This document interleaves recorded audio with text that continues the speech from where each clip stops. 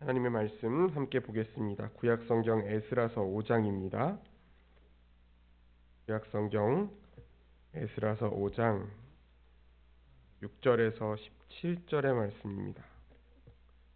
구약성경 에스라서 5장 6절에서 17절의 말씀을 교독하겠습니다. 유브라데강 건너편 총독 다뜨네와 스달보스네와 그들의 동관인 유브라데강 건너편 아비삭 사람이 다리오 왕에게 올린 글의 초보는 이러하니라.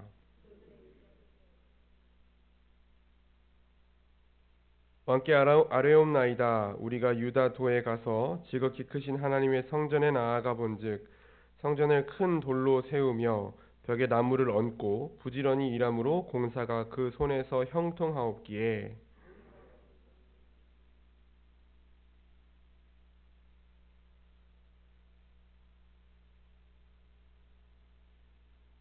우리가 또 그 우두머리들의 이름을 적어 왕에게 아뢰고자 하여 그들의 이름을 물은즉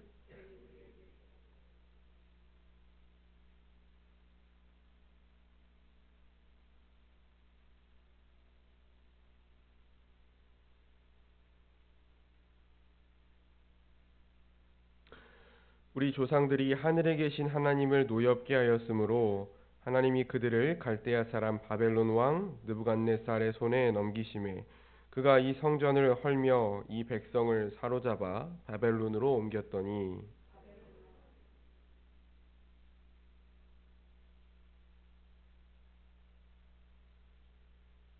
또 느부갓네살이 예루살렘 하나님의 성전 안에서 금, 은그릇을 옮겨다가 바벨론 신당에 두었던 것을 고레스 왕이 그 신당에서 꺼내어 그가 세운 총독 세스바살이라고 부르는 자에게 내주고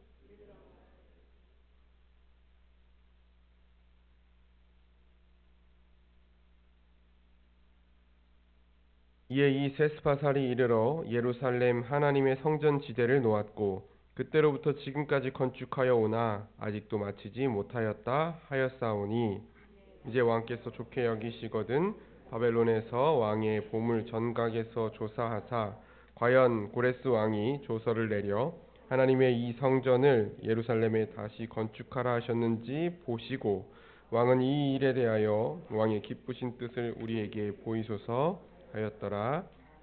아멘. 네, 우리가 지금 계속해서 에스라서를 살펴보면서 이 하나님께서 고레스 왕을 통해서 유다 백성들을 귀환시키시고 성전을 건축하게 하셨는데 이 대적들로 인해서 사마리아인들을 중심으로 이 성전 건축을 방해하는 사람들로 인해서 성전 건축이 중단된 사건을 살펴봤고요. 이 일이 15년간 지속되었고 다리오 왕 2년 이르러까지 중단된 상태에서 일어난 일을 오늘 우리가 살펴보고 있습니다. 이 성전이 계속해서 성전 건축이 중단된 상태로 계속 이어지고 있는 상황 속에서 이 상황을 좀 뒤집을 사람들, 이 상황을 바꿀 사람들이 등장했는데 그 사람들이 어떤 사람들이냐면 바로 하나님의 말씀을 가진 선지자들이었습니다. 학개와 스가랴 선지자가 이 시점에서 이제 등장해서 하나님의 말씀을 받아 하나님의 말씀을 전하는 것이죠. 하나님의 이스라엘의 하나님의 이름으로 유다와 예루살렘의 백성들에게 하나님의 말씀을 전하기 시작했습니다. 학개의 말씀을 좀 살펴보면 학개서 1장 1절에서 5절의 말씀을 제가 한번 읽어보겠습니다. 다리오 왕 제2년 여섯째 달 곧 그달 초하루에 여호와의 말씀이 선지자 학개로 말미암아 스알디엘의 아들 유다 총독 스룹바벨과 여호사닥의 아들 대제사장 여호수아에게 임하니라. 만군의 여호와가 이같이 말하여 이르노라. 이 백성이 말하기를 여호와의 전을 건축할 시기가 이르지 아니하였다 하느니라. 여호와의 성전을 건축할 시기가 이르지 아니하였다. 아직 이 중단된 성전을 다시 건축할 때가 아직 되지 않았다. 아직 건축할 때가 다시 건축할 때가 안 됐습니다. 아직 우리가 할 수가 없습니다. 라고 그 백성들이 말하고 있다는 것입니다. 근데 그때 여호와의 말씀이 선지자 학개에게 임하여 이르시되 이 성전이 황폐하였거늘 너희가 이때에 판벽한 집에 거주하는 것이 옳으냐? 그러므로 이제 만군의 여호와가 이같이 말하노니 너희는 너희의 행위를 살필지니라. 이렇게 말씀하셨어요. 성전이 건축되지 않은 상태로 지금 황폐하게 있는데 너희들은 멀쩡한 집을 짓고 사는 것이 옳으냐? 하나님께서 성전 건축을 중단하고 있는, 그리고 하나님의 성전 건축하는 일은 내버려 둔 채로 자기들의 삶만을 돌보고 있는 그 유다 백성들을 책망하셨다는 거예요. 경고하셨다는 것입니다. 학개 선지자를 통해서 다시 성전 건축을 시작하라고 명령하셨다는 것이죠.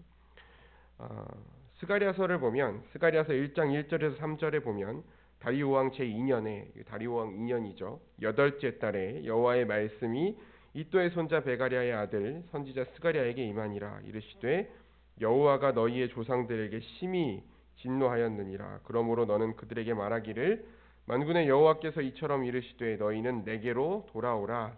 만군의 여호와의 말이니라. 그리하면 내가 너희에게로 돌아가리라. 만군의 여호와의 말이니라. 이스라엘 백성들의 조상들에게 하나님께서 진노하셨고 그들에게 돌아오라고 하셨던 그 말씀을 다시 깨우치고 하나님이 여호와의 성전을 건축하면서 이루실 일들에 대해서, 앞으로 하나님이 이루실 하나님 나라의 영광에 대해서 스가랴 선지자를 통해서 이스라엘 백성들에게 또 말씀하시기 시작했습니다.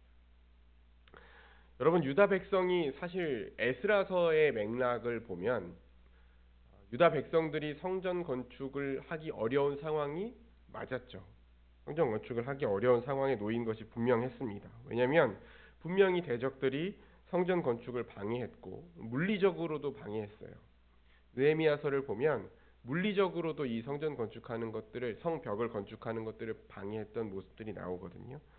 그리고 모함하는 상소문을 계속 쓰잖아요. 페르시아 황제에게. 페르시아 왕으로부터 성전 건축을 중단하라는 조서가 내려져 있는 상황이었습니다. 그러니까 정치적으로도 이 성전 건축을 진행하기가 어려운 상황에 놓여 있던 것은 맞았습니다.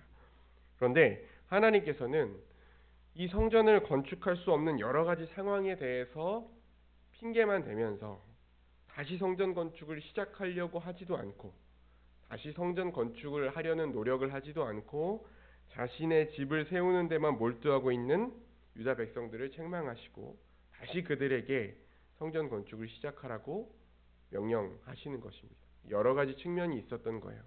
분명히 대적들이 성전 건축을 방해하는 측면도 있었지만 이스라엘 백성들 안에서도, 유다 백성들 안에서도 지금 이 상황만을 핑계대면서 주저하고 있는, 하나님이 분명히 성전 건축을 명령하셨음에도 불구하고 하나님의 능력을 의지하면서, 하나님의 말씀을 의지하면서 그 일을 행하려고 하는 노력이 유다 백성들에게 없었다는 것이 선지자들을 통해서 선포된 것입니다. 그리고 그 하나님의 말씀이 선포됐을 때 하나님이 이스라엘 백성들에게, 유다 백성들에게 다시 성전을 건축하라는 그 명령이 선지자들을 통해서 전달됐을 때 비로소 유다 지도자들을 중심으로 성전 건축을 다시 시작했어요. 그러니까 이게 그냥 짓는 겁니다.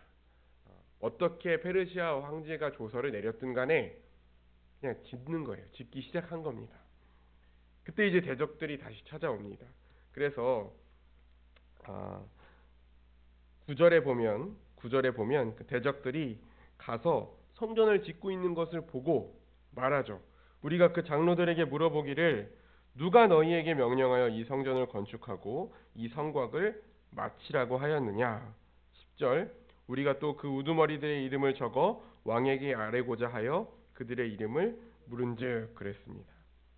찾아와서 누가 성전을 지금 건축하라고 했느냐. 그러니까 지금 페르시아 왕이 분명히 이 성전 건축하지 말라 그랬는데 당신들 지금 누구 허락받고 이거 공사하고 있냐? 이거 누가 허가해 줬냐? 누구 허가받고 공사하고 있냐? 이거 책임자가 누구냐? 얘기하라는 거예요. 다 처벌받을 것이다. 당신들이 지금 왕의 명령을 어기고 이렇게 건축하는 거 누가 허락해 줬으며 누가 책임질 것이냐? 막 책망하면서 따지러 온 거죠. 방해하러 온 겁니다. 근데 유다 백성들 뭐라고 대답했습니까?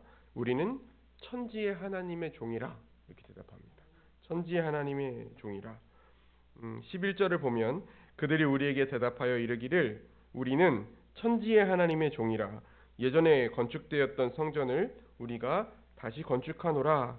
이는 본래 이스라엘의 큰 왕이 건축하여 완공한 것이었으나, 이스라엘의 큰 왕은 솔로몬을 말하는 것이죠. 원래는 솔로몬이 건축하였던 것인데 우리가 그 성전을 다시 짓는다. 그런데 이 책임자는 하나님이시다. 우리는 하나님의 종이고 하나님이 명령하셨기 때문에 우리가 이 성전을 다시 짓는다라고 말합니다. 그리고 성전을 건축하는 이유를 설명해요. 그 뒤로 이어지는 내용은 성전을 건축하는 이유를 설명합니다. 그러니까 이 유다 백성들이 지금 정치적으로 페르시아를 대적하고 세금을 안 내려고 이 성전을 짓고 성벽을 건축하는 것이 아니라 지극히 신앙적인 이유로 여호와 하나님의 성전을 건축하고 있고 그 과정에 하나님의 섭리가 있었고 하나님이 명령하신 일이며 하나님께서 책임지신다는 것을 분명하게 보고하는 거예요. 그 뒤에 이어지는 내용도 살펴보면 12절을 보면 우리 조상들이 하늘에 계신 하나님을 노엽게 하였으므로 하나님이 그들을 갈대아 사람 바벨론 왕 느부갓네살의 손에 넘기심에 그가 이 성전을 헐며 이 백성을 사로잡아 바벨론에 옮겼더니.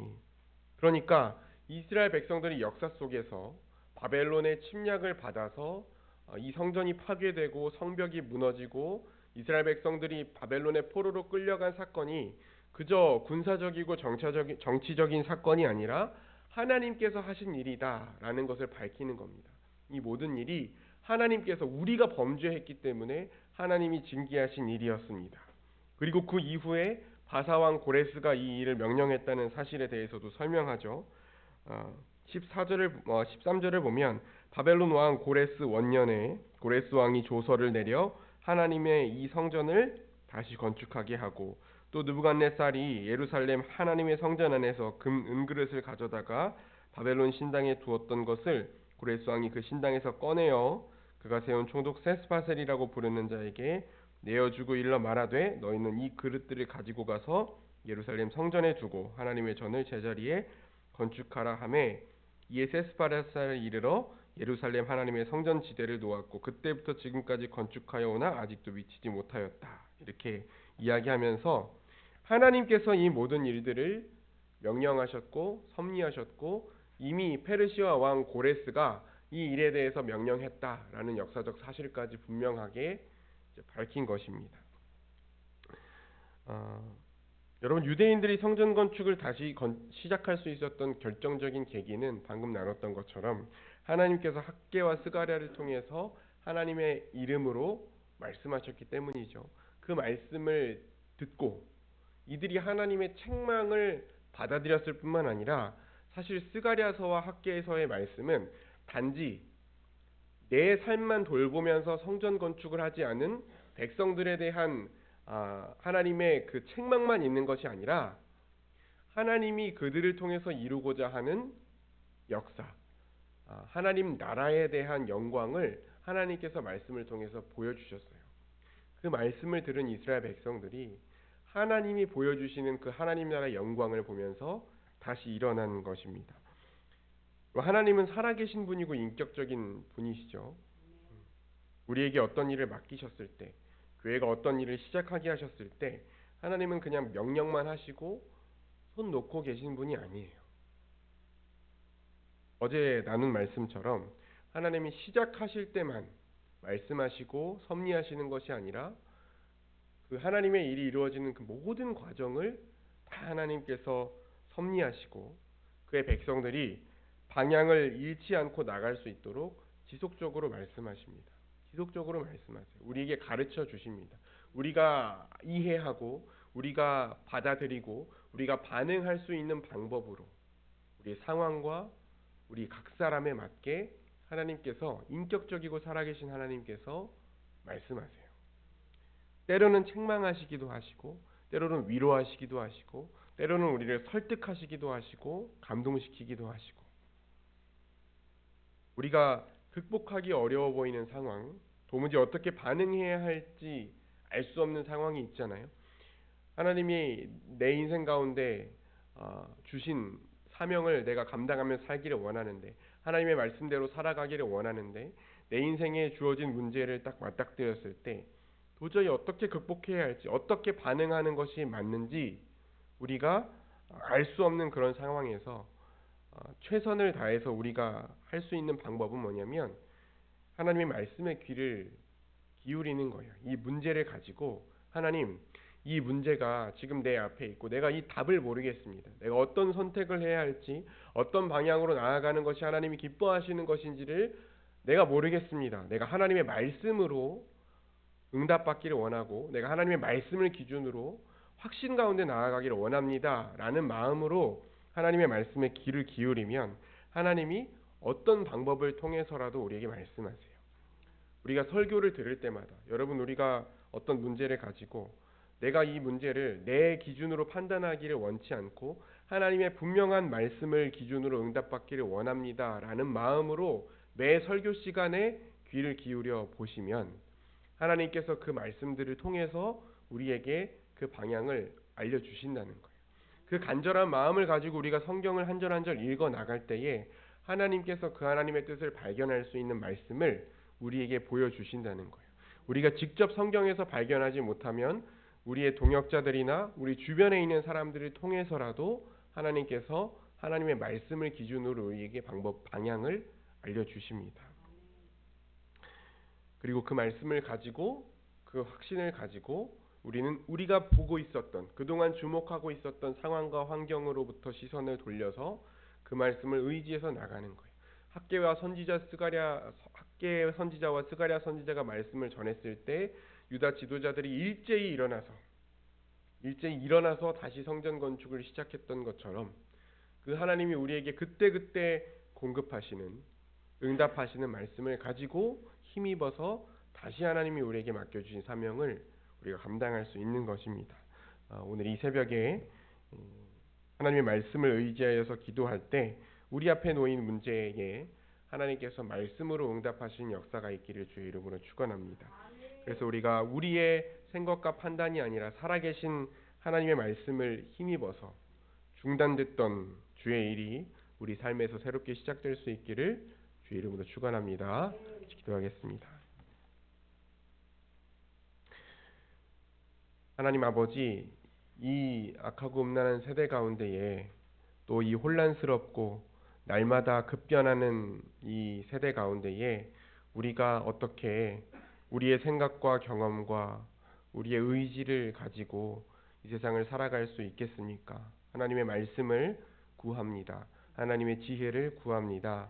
하나님, 우리가 우리 앞에 놓인 문제들을 놓고 우리 마음속에 있는 염려와 불안들 하나님 앞에 내어놓고 하나님의 말씀을 구할 때에 하나님 우리에게 응답하셔서 하나님의 뜻이 어디에 있는지, 우리가 어떻게 판단하고 바라보는 것이 하나님이 기뻐하시는 것인지를 주의 말씀을 통하여서 확증하여 주시고 우리의 길을 선히 인도하여 주옵소서. 하나님 말씀하실 때에 우리가 듣고 순종하게 싸우니 하나님께서 우리의 길을 인도하여 주시옵소서. 예수님 이름으로 기도합니다.